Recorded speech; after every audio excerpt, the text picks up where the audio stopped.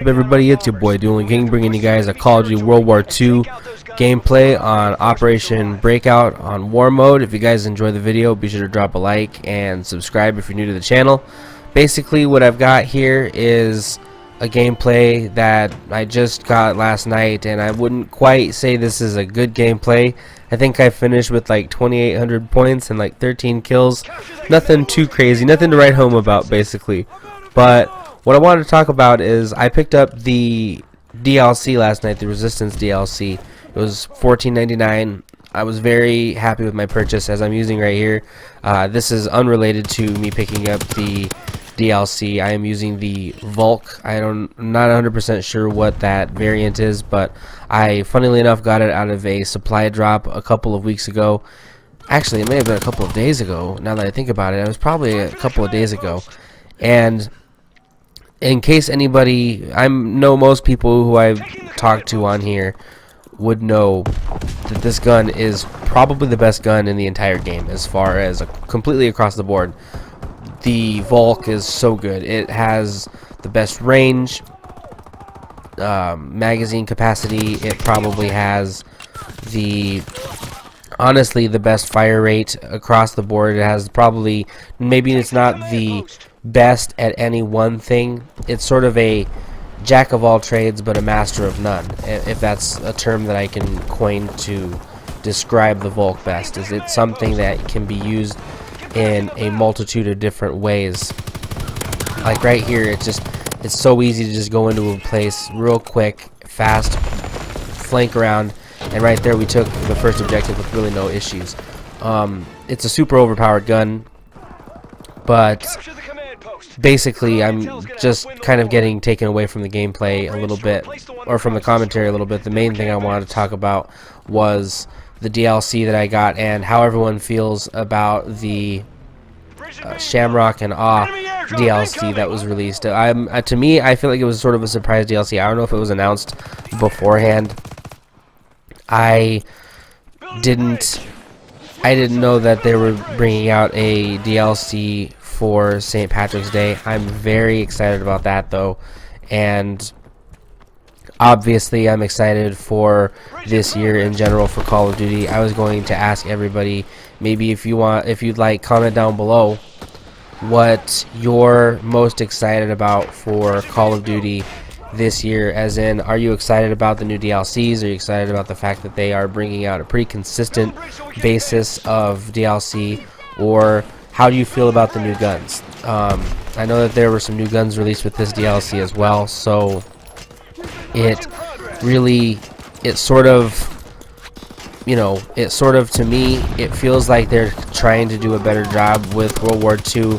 This last DLC, this last update that they had was super beneficial, as in now you don't have to go to the headquarters as a specific location in order to get things like your contracts, or if you want to go to Major Howard, you don't have to go to a specific bunker to do it. You don't have to do those specific things.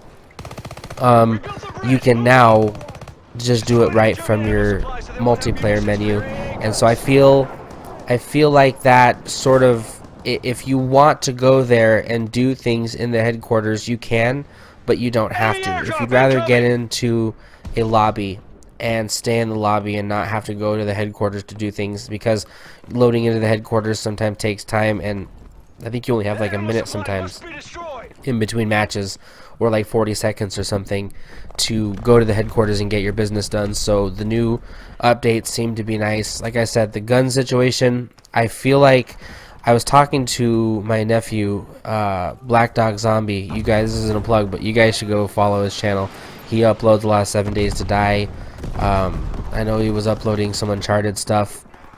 Anyway, the main thing is, we were talking about, he's kind of new to Call of Duty World War II. He's picked it up, really enjoys it. He enjoys that his boots on the ground again. He says that he's enjoying the overall gameplay of it. And he said one thing that he noticed was he felt like there was actually gun balance in this game. He felt like there was actually, and after thinking about it, I felt like, you know what, the gun balance and the buffs and nerfs have really been very apparent. Like, the main gun to me that seems a little bit above every other gun is simply the VOLK. That is the only gun to me. The MP40 is really good, but the PPSH and, to me, the Thompson, the M19, I think it's the M1928, those are other SMGs that are very viable. The Orso is a very viable SMG. Even the grease gun is used very often. And the same thing goes with assault rifles. The STG to me is the best assault rifle in the game. The bar statistically may be. Throw an extended mag on the bar and it's probably the best assault rifle in the game. The VOLK is the best gun in the game to me, so by extension it's an assault rifle. It must be the best assault rifle. There are a lot of different, even the semi-autos. I've seen some of the semi-auto assault rifles perform like a beast. So to be honest with you, there's no real game, or no real gun, excuse me, that seems to be more overpowered than any other, even gun classes. Like, you can't really say that SMGs are better than LMGs, because I get wrecked by LMGs all the time, and you can't really say that assault rifles are better than snipers, because I get wrecked by snipers all the time. So really, in all essence, I feel like the gun balance, the fact that they're doing consistent updates, I'm really excited for this year in Call of Duty, and I'm obviously posting a lot of Call of Duty content as far as my playthrough of Black Ops content and World War II content. I'll more than likely continue on this, but this is basically me saying, you know, a couple of people who I had been talking to on YouTube had suggested picking up the DLC. They said, hey, it's only $14.99, no big deal, you should go pick it up, it's definitely worth it. And I'm very excited at the fact that I did, because it is very much worth it. It is a very wise purchase, because it allows me now to have access to the new maps. I have access to especially the new war map. I'm very excited for that. You know, there are specific playlists.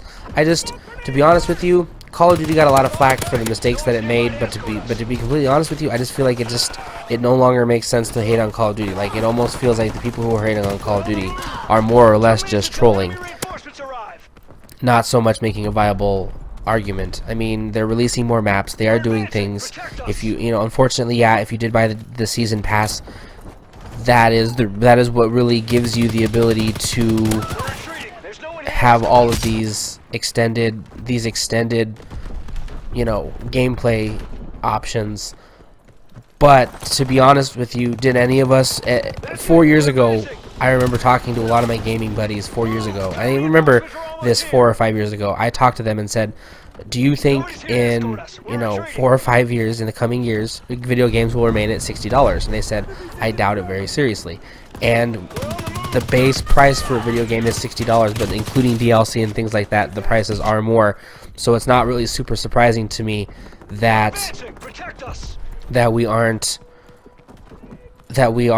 paying just $60 anymore for a video game. Essentially, we're paying more, because with Call of Duty, I've already paid $60 for it once, and I got the DLC for it on the Xbox. So essentially, I've paid $75 for a Call of Duty game that normally before I always pay $60 for. But then again, I've also bought DLC for other games, so it's been happening for a long time. To me, I just feel like the game is doing enough, improving enough, and making the game better on a consistent basis enough that I'm just very appreciative of it, and I enjoy it. I'm enjoying it very much, and I'm glad that people are playing it, and I'm glad that it's getting a positive, you know, outlook, at least on my channel. So anyway, the video is pretty much coming to a close. That's all I really wanted to say, is I picked up the DLC, and I hope you guys enjoy the video. Be sure to like and subscribe, and I'll talk to you all later. Peace out.